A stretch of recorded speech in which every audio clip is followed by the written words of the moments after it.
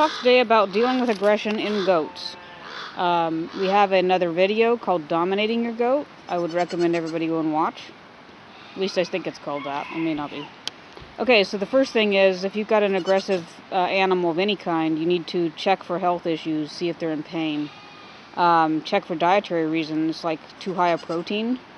And know when to quit. If you can't resolve the aggression issue, don't pass the problem on. This means herd removal.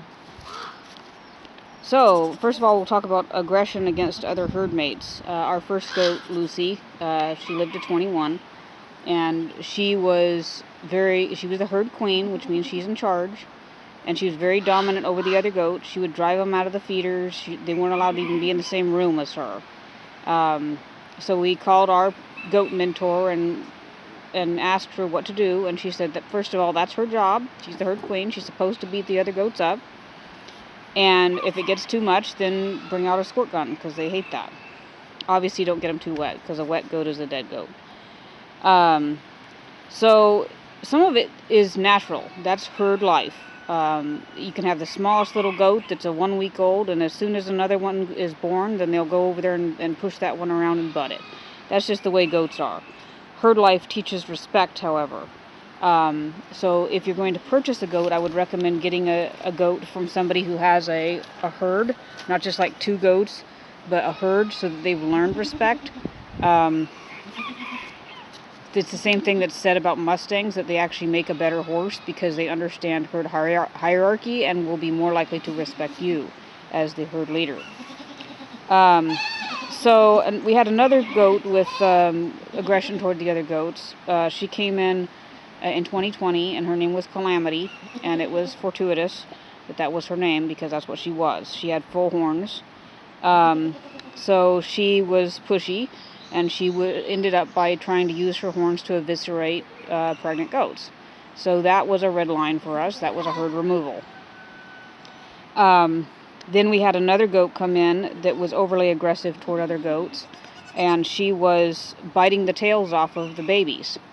Now, biting the tails is go and look at our video about behavior on goats and dominating as well, because biting the tail is dominant behavior. That's fine. Biting the ears is dominant behavior.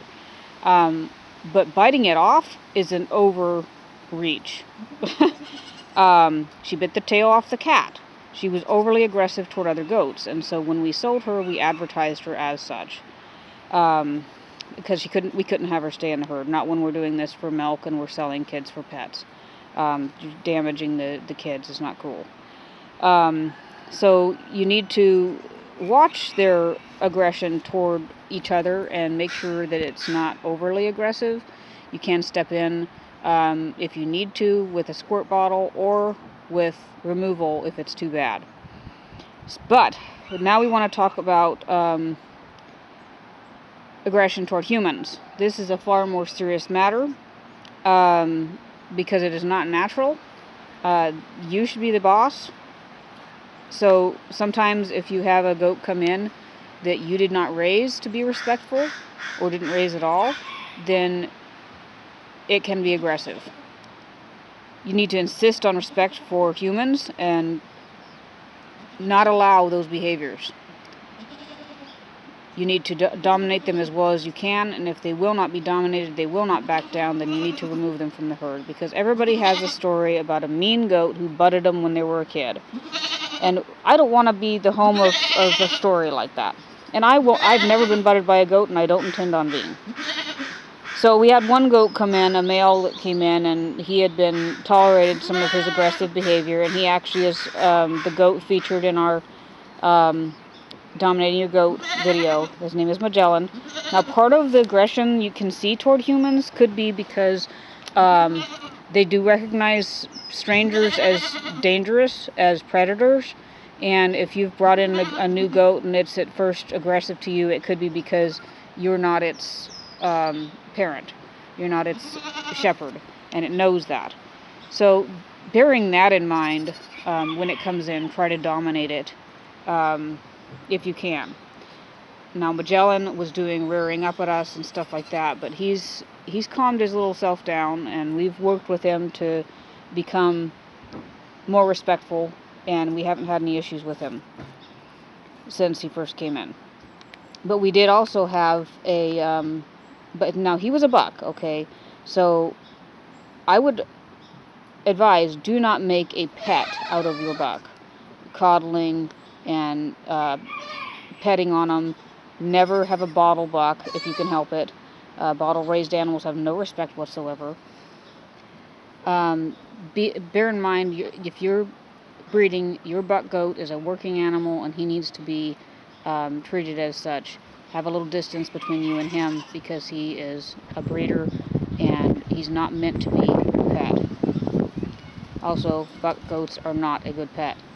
So we had another goat come in that her family had not revealed that she had some respect issues, and she was rearing at guests.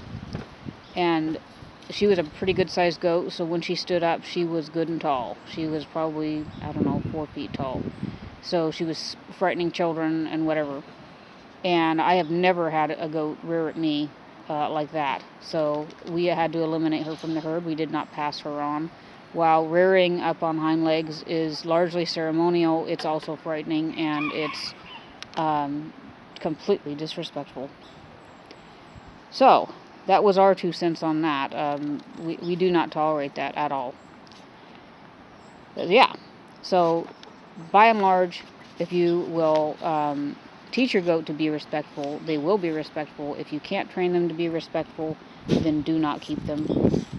It's not worth it. But this has been Aggression in Goats.